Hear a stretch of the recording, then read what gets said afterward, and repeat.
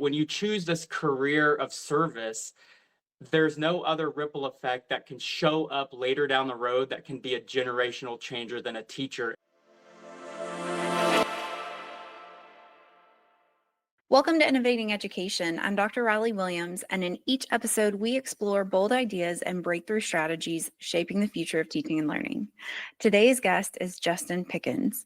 He's an educator, coach, and speaker who brings heart, humor, and hope to every room that he enters.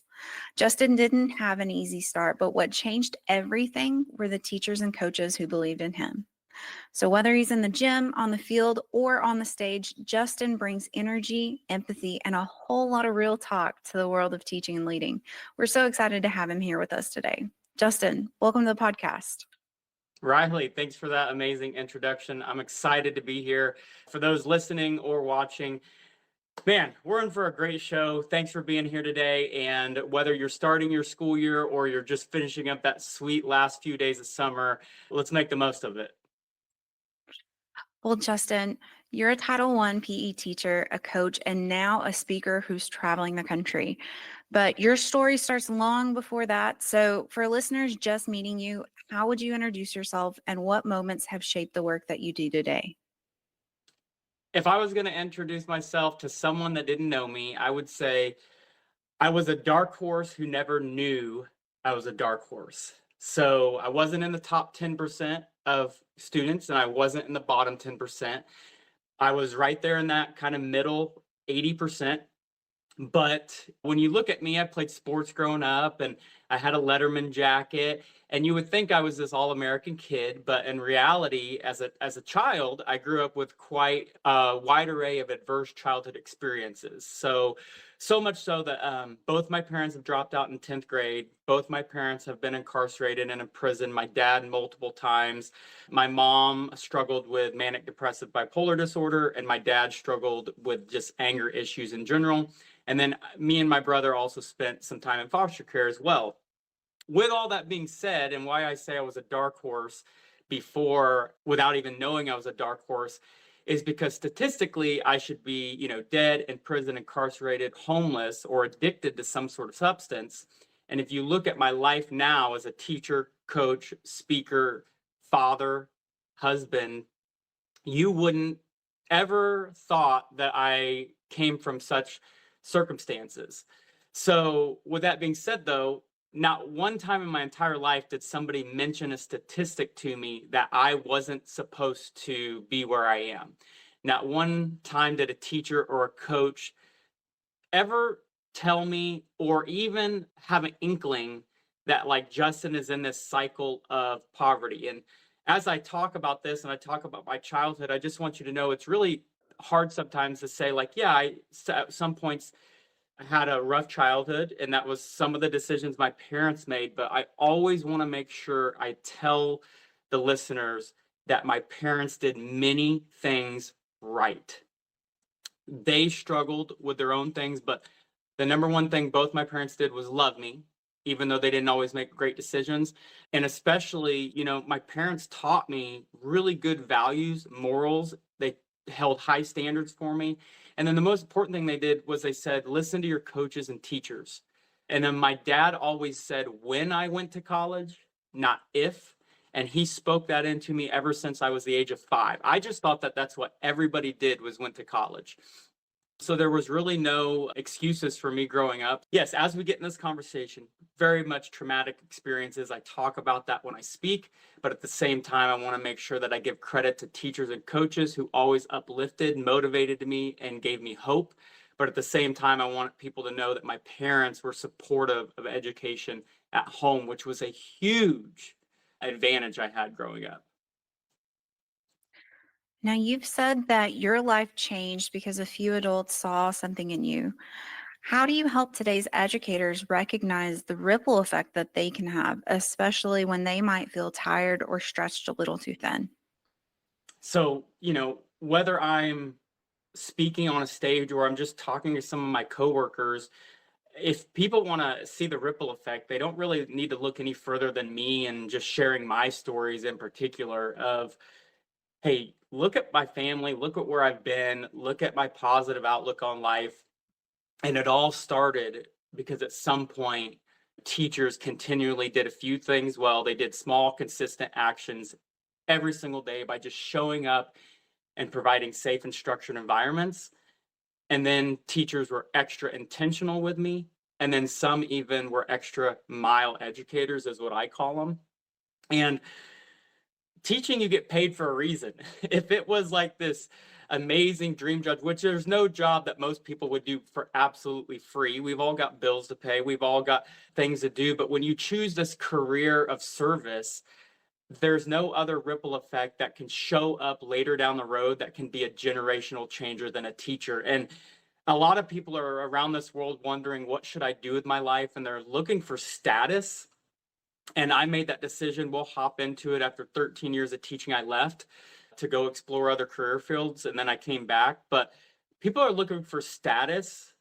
But I always try to convey to teachers that there's no other job that has more significance than a teacher and a coach, and those leaders, the principals and superintendents who are helping run the schools that the teachers get to excel in. So that's just something I just try to teach teachers, is that they make a difference whether they see it or not. But also, it's really a cliche phrase to remember your why sometimes, because we live in a day and age where inflation is up, stress levels are up, social media, email, technology is just rising to the point where everybody's got a heightened sense of nervousness and anxiety.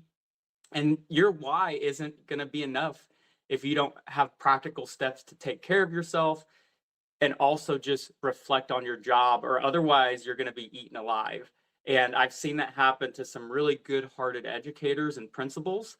So my goal is to help them avoid that the best that they can. Remembering your why is cliche, but at the same time, you have to remember, if this was a business, your customers are your parents and your students, and it's your job to serve them the best way that you can. It's not the other way around. It's not their job to serve you. So you just have to keep reminding yourself to humbly come forward and give your best effort every day, because that's what your customers, your clients, are expecting, whether they are doing it with a smile and acknowledging it, or whether they're sending you a nice email letting you know what you're doing is making a difference. You don't get those very often, but you still are getting paid, and you're providing a service that is significant. I want to go a little bit deeper into the why. How do you help teachers reconnect with their why when the day to day gets heavy? Absolutely. So really, it's about when I have teachers get burnt out, they're on their last leg, and it's just like, what is the most important thing to you? So let's take 3 steps back and find out what's the root cause of why you're feeling burnt out and overstressed and overworked. Because on the surface level, it could just be like, well, I've got 1,000 emails to respond to, and I have a parent who's upset with me, and I'm feeling it from all sides with parents and principals, and I just feel like it's all collapsing around me. And for me, I say, well, let's take a step back. What do you care about most? Because maybe the parent's upset. Do you actually feel prideful that you're not feeling respected or heard or valued?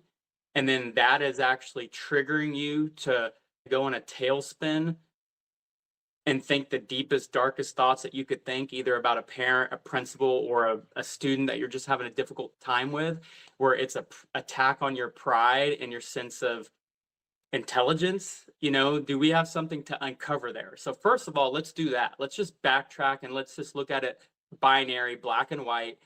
What was the situation? What occurred? And let's just take your personal feelings out of that.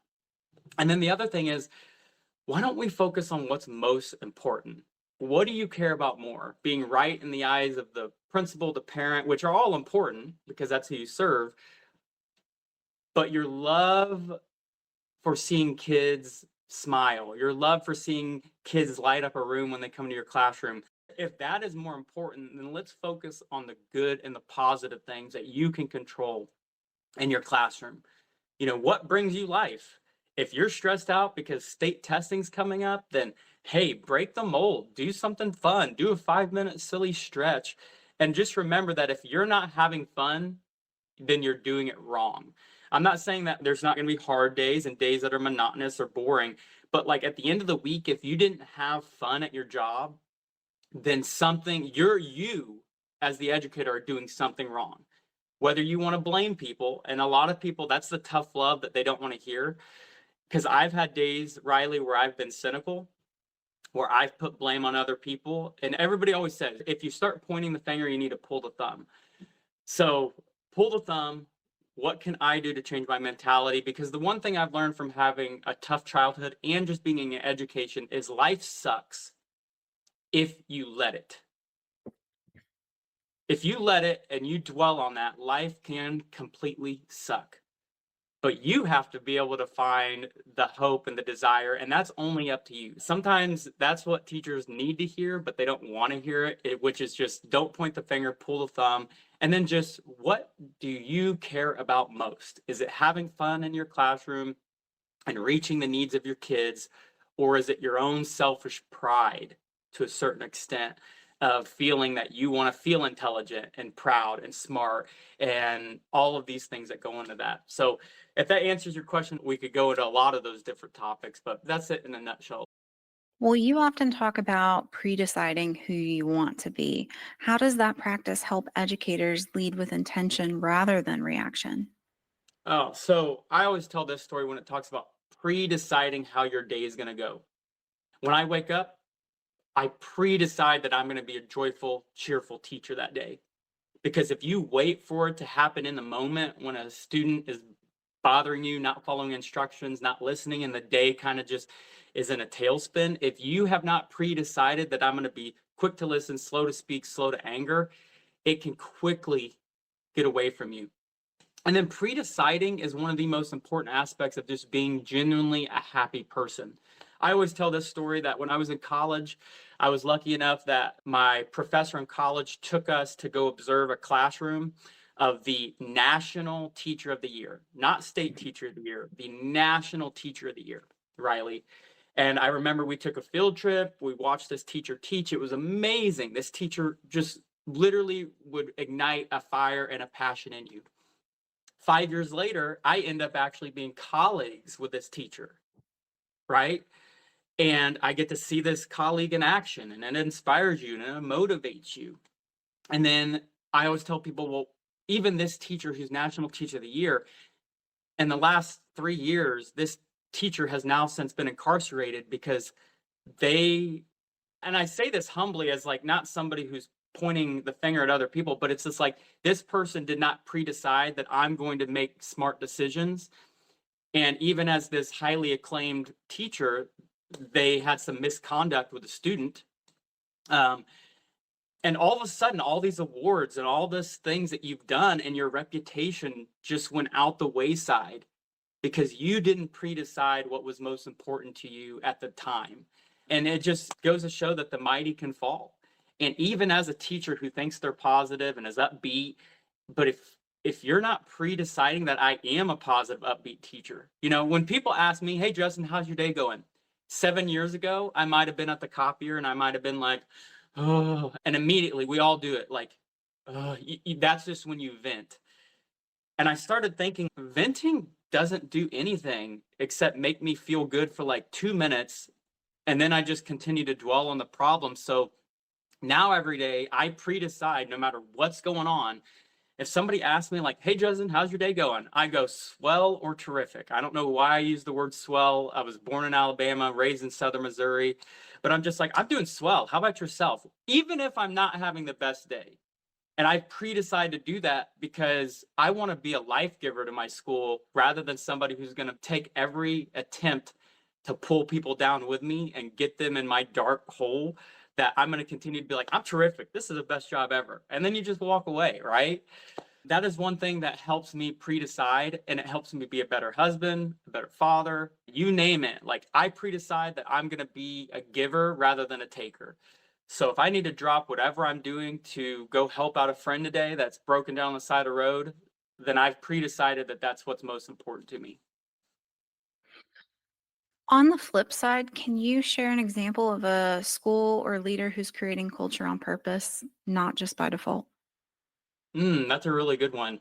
A person or leader who's creating culture. So I'll just go back to, I mean, I'll just say I have a teacher at my school right now. She's a math interventionist, and I don't know if she's purposely meaning to create culture or she's doing it or if it's just part of her personality, but I've never seen her in a bad mood. Her name's Robin Breedlove. And when I talk about when you ask somebody how's their day going, it's always positive. She's always remembering somebody's name or people who's in their family, how many kids they have. And I know that that's really small and it's not earth shattering, but if you can get everybody at your school and your staff to start looking outwardly to who do I work with, what's important to them, who's in their family that means the most to them in their entire world. I can't tell you how many times Robin Breedlove has asked me how my little kids are doing. You know, if you've ever had little kids, I have a 4-year-old, almost 5, and a 2-year-old, you know, that's my whole world right now. And she takes the time, no matter what she's doing, to ask about them and give compliments. Oh, your wife is so beautiful. Oh, your little girl is just so darling. And it's a little shift, and I don't know if she's meaning to do it or if she's just doing it because that's the person she is. But that's the type of culture building that we need in our schools. Now, that is a small shift, but I've also had principals do really great things. Sometimes principals just let their teachers do what they need to do and get out of the way. And the best thing a principal can do is just hire really well. I once knew a principal that, this is back in like 2000 and maybe 9 when jobs were pretty sparse, but he said he interviewed 50 people in person for one fax teacher position. And people were like, you're going to interview 50 people? But this is back in the time where you actually had 50 applicants. But he just couldn't find the right person that he thought was going to be a culture builder. And sometimes it's a lot easier to bring a positive person in than to create that, even though you can. So that'd be another example. Just his name was Toby Waldeck. I never forget him telling me that story of interviewing 50 people. Now, principals, if you're listening to this today, you're like, look, I got one science teacher position and I've had that job open for 6 months. And right now I got a computer teaching it, you know, on a screen. So I understand that sometimes you got to make rush hires, but hire for genuine joyfulness over sometimes what they've done in the past. I guess that would make sense. Like, are they a happy person? And that'll tell you a lot about whether they're going to succeed and be a good role model for kids. Well, you often say you may forget stats, but you won't forget stories. How can school leaders use storytelling to build culture and trust? Be relatable. We know that as staff members, we have to go to these meetings and we do have to talk about data and statistics. But if you're a principal or a school leader and you want teachers to connect with you, you need to humanize yourself and tell them about your failures in the classroom. Like, start off with that. Start off with some failures that you made so they don't walk around on eggshells thinking they have to be perfect around you. Number one, your stories will humanize you, your failures especially. Number two, a lot of stories, even if they're your failures, they have redemptive qualities, and everybody loves redemption. Everybody loves stories that have good qualities where, hey, I made this mistake. I thought the world was over. And then 6 months later, you know, I mended a wound or restored a relationship and it made a difference in this kid's life. And then it just keeps you going, because if that can be done in his life, then who's to say that I can't do this in my life? Telling stories connects with humans. That's why we did it 1,000 years ago around campfires. Statistics are great, but when you tell me like, hey, this strategy works 90% of the time, hey, let me tell you about Susie. Susie didn't want to pay attention. Susie was more worried about how many TikTok followers her had. Let me tell you how I made this classroom meaningful to her in this lesson. And let me tell you the strategy that all of a sudden got her to put her phone down and she never wanted to bring her phone to class again. Start with that over, hey, the strategy works 90% of the time. Just as an example, Riley. I think that's a great example. Wow. Yes. Justin, so I was checking out your website and I can tell that, you like to have a lot of fun as well. So before we close out, I have a game if you're willing to play it. I call it the coach's playbook.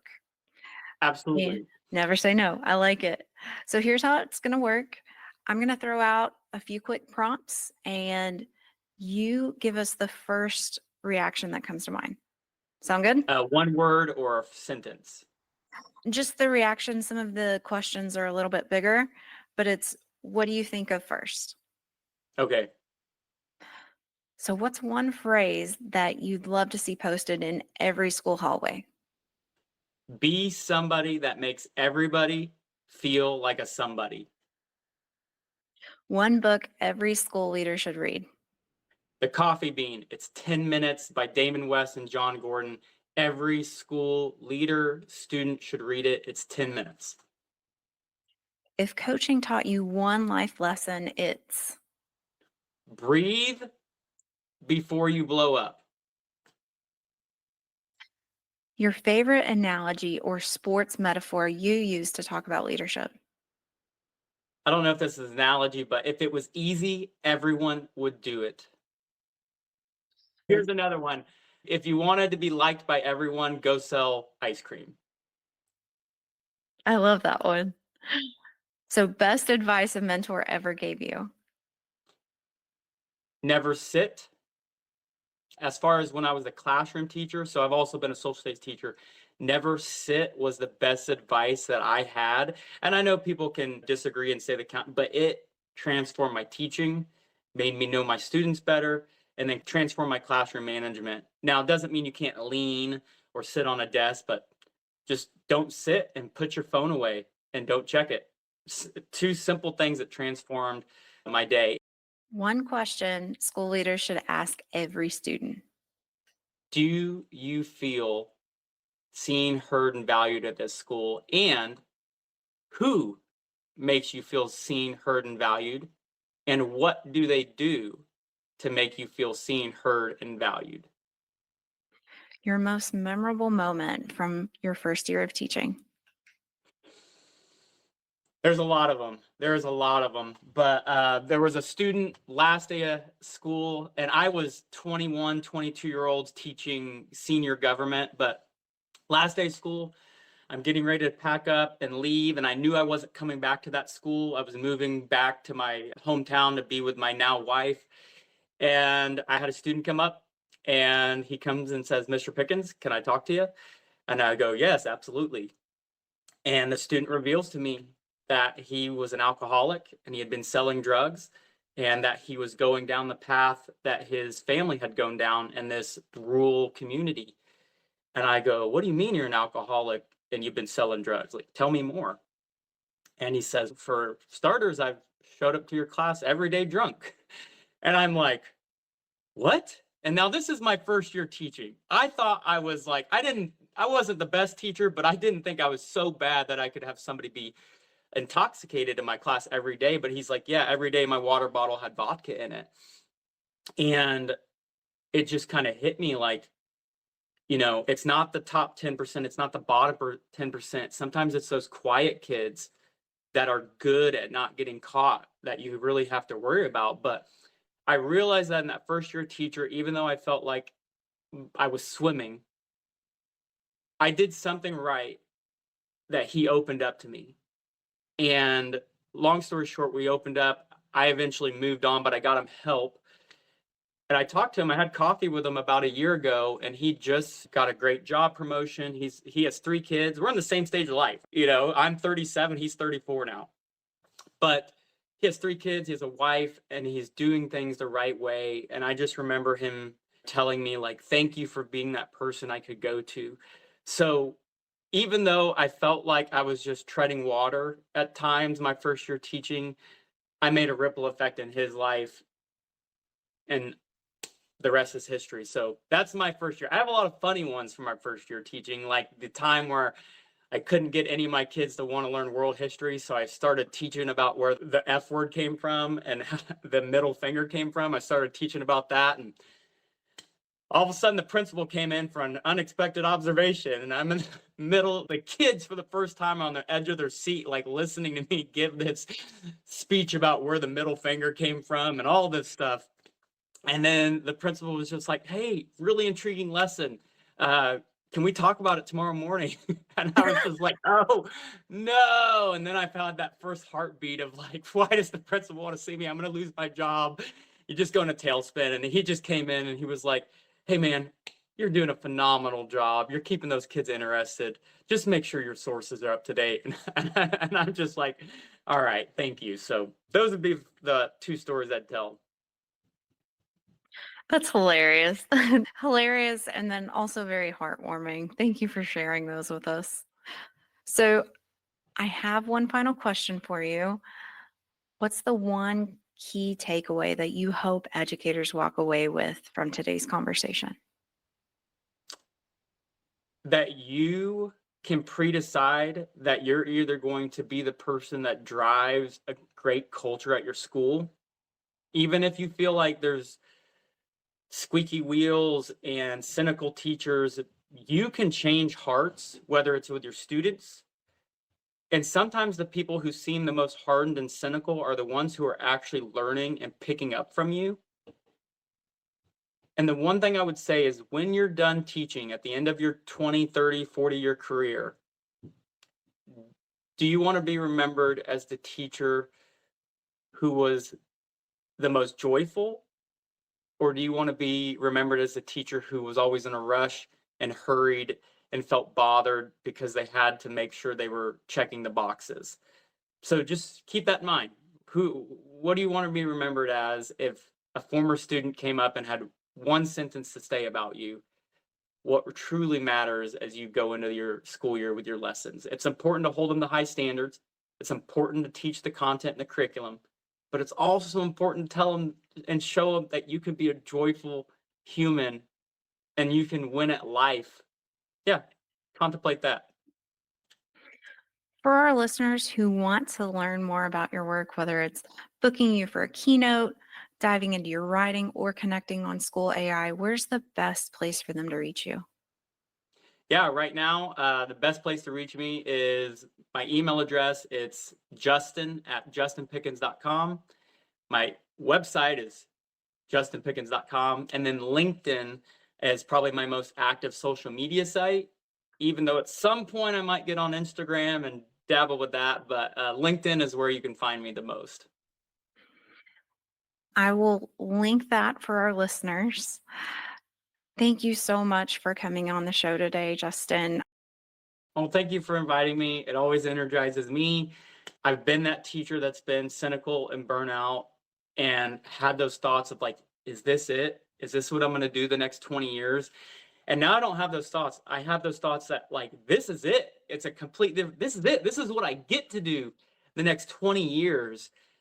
And if I can just help teachers know that this is what they get to do the next 20 years, and that's what I'm put here for. And encouragement is something that is a gift of mine, and I'll use it to the best of my ability. So thank you for having me on, Riley. This is a great podcast. You have great guests. So if you're listening to this one, go check out another episode. She's got fantastic school leaders, principals, you name it. Fantastic what you're doing for the field of education. Thank you so much. So, for our listeners, please go check out Justin's work. I highly recommend it. Also, we are proud to be supported by the Solvia Learning Group, whose commitment to advancing education makes conversations like these possible. So, if today's episode sparked ideas or helped reframe your thinking, please be sure to subscribe, leave a review, and share it with a colleague. Until next time, keep innovating, keep inspiring, and keep making a difference.